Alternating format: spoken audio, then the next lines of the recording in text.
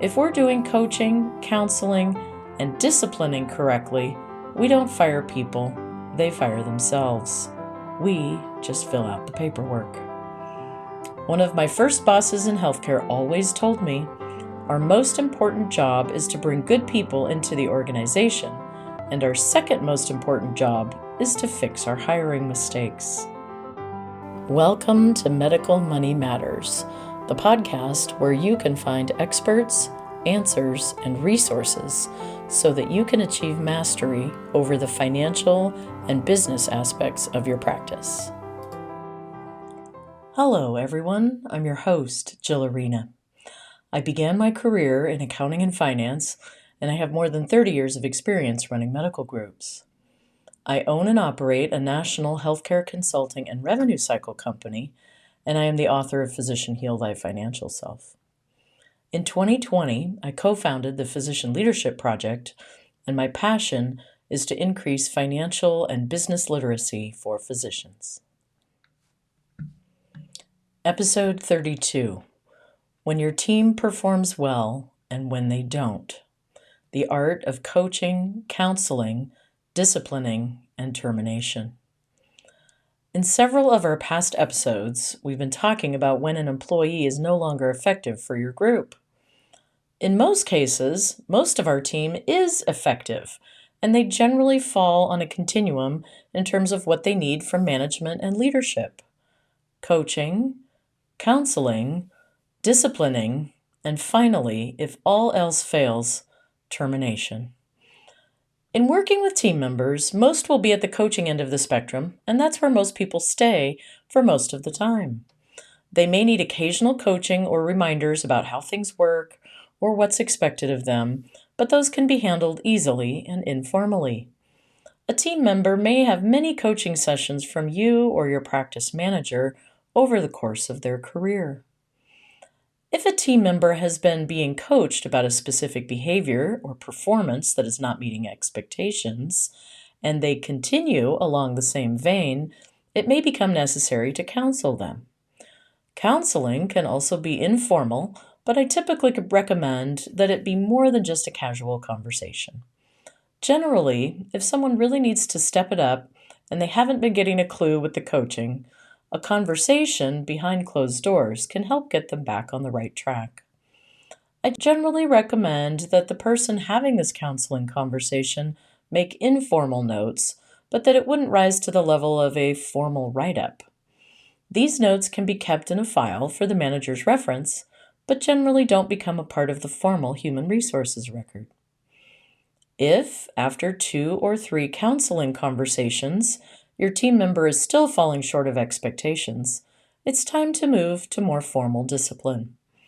Disciplinary conversations should always be held in private and one-on-one or potentially 2-on-1 if there is another leader within the practice whom it would be appropriate to include.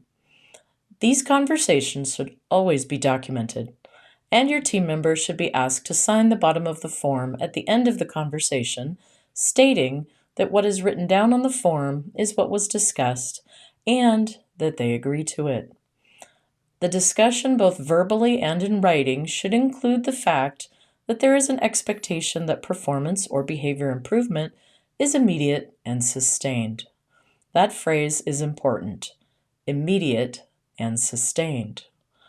This document should also include the fact that if this is a first written warning, there will be a second written warning, and if the behavior or performance does not improve, the team member will be terminated. This may sound draconian or unnecessarily blunt, but it is important to be clear with your team member that their ongoing employment is at risk. Once a first written warning has been issued and signed, it is important to follow up and ascertain whether or not the behavior or performance has improved. Remember, you set an expectation that their improvement will be immediate and sustained. I frequently see team members in a clinic who have performance that looks a bit like a sinus rhythm on an EKG. Immediately after their counseling or discipline session, behavior improves and spikes up. Then it comes back down to normal and bounces around a little bit and eventually declines until another counseling or disciplinary session, then it bounces back up again. You get the visual. This kind of pattern is common, but unsettling and not what the practice needs. You deserve to be surrounded by professionals who know their job and are doing it well. As we said in our episode about employalty, if you are paying at or near the top of the market, you should expect commensurate performance from your team. If a team member does not improve their performance after a first written warning, it is time for a second written warning, which includes everything in the first, and you owe it to them to be very clear that if their performance does not improve after this conversation, they will lose their job. I've learned over the years that it is important to be very direct in letting people know what the next steps are if they do not improve. We have a tendency to water down the message by using euphemisms like, "we will ask for your keys," or "we will give you a pink slip." This may leave you feeling a bit better, but it may be unclear to some people exactly how serious the matter is. Please, give it to them straight. In this way, you are giving them every opportunity to succeed. It may behoove you to ask if they feel as though they need additional training or if there's anything about the expectations that they do not understand. Unlike notes that might have been made in a more casual format in the counseling part of the exercise, any disciplinary conversations should be documented in writing, signed by all parties present, and made a part of the team member's official human resources file. This way, if an employee is terminated after giving multiple opportunities to improve his or her performance, you can contest an unemployment claim if they file one and if you choose to do so. Some employees will file for unemployment even if they were terminated for cause, and it is your prerogative as the owner of the business to decide whether or not you will contest that claim. In general, my recommendation is that if an employee has been given multiple opportunities to improve their performance and has chosen not to, the business should not have to bear additional expense on their behalf. In most cases, unemployment insurance is not paid directly by the employer. Rather, your state reviews your unemployment experience over time and may increase or decrease the rate that you pay for state unemployment insurance. The massive numbers of employees filing for unemployment during and after the pandemic has certainly muddied these waters, so it is up to you as the owner of the practice. In a few cases, a team member will refuse to sign their written disciplinary warning. If this is the case, everyone else present should sign the form, and a note should be made that the employee refused to sign it. They may also want to make edits. In most cases, if they make edits, please ask them to initial those. You can then keep that as a record of what they agreed to and did not agree to within your conversation. You should also supply them a copy of the document once it has been signed by everyone. In an ideal world, 90% of your team members never leave the coaching space, and of those who do, 8% never leave the counseling space. Of those who receive counseling, 1% recover and bounce back to the coaching space and function there, and 1% will likely wind up choosing not to do the job, even after expectations are made very clear to them, and they will be fired. I've said it in a previous episode, and I'll say it again. If we're doing coaching, counseling, and disciplining correctly, we don't fire people, they fire themselves. We just fill out the paperwork.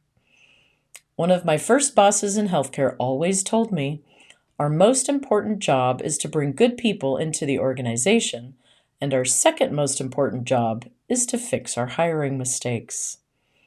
Sometimes what's needed is more training. Sometimes it's coaching and making expectations really clear. Sometimes it's a move to another role or department if that type of move is available.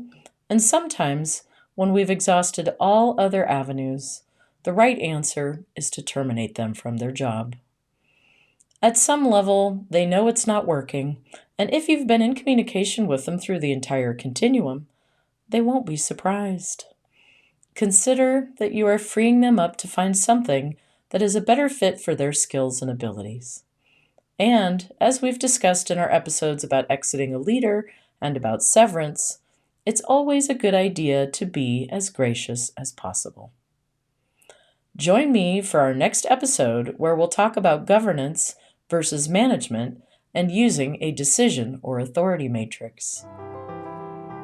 You can find more information online at medicalmoneymatterspodcast.com, and you can subscribe to the Medical Money Matters content website for physician leaders to find budget templates and many other tools. We've included those links in the show notes. As I like to close out these podcasts, congratulations on taking the next step in your professional development and for making the commitment to learn about the financial and business aspects of your practice. I look forward to being on this journey with you and send you my heartfelt gratitude for all that you do for your patients all day, every day.